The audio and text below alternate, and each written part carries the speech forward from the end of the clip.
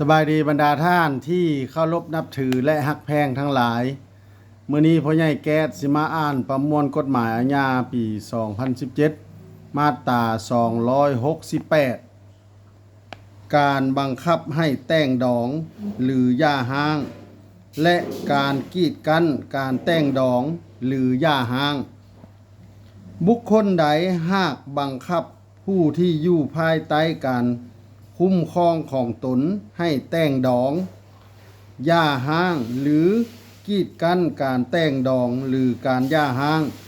จะถูกปรับใหม่แต่2 ล้านกีบ5 ล้านกีบบุคคลใดหากใช้ความหุนแหงหรือข่มขู่ทางด้านจิตใจ เพื่อบังคับผู้ที่อยู่ภายใต้การคุ้มครองของตนให้แต่งดองย่าห้างหรือกีดกันการแต่งดองหรือการย่าห้าง จะถูกลงโทษตัดอิสรภาพแต่3 เดือน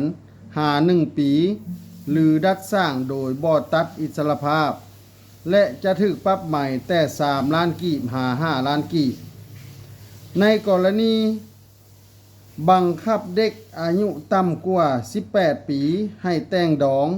จะถูกลงโทษตัดอิสรภาพแต่1 ปี3 ปีและจะถูกปรับใหม่แต่4 ล้านกีบ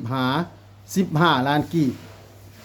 ถ้าถึกใจให้กดไลค์กดแชร์กดติดตามพ่อใหญ่แก๊สเด้อถ้าอยากให้พ่อใหญ่แก๊สอ่านกฎหมายหยังมาตราใดให้คอมเมนต์มาเด้อขอขอบใจ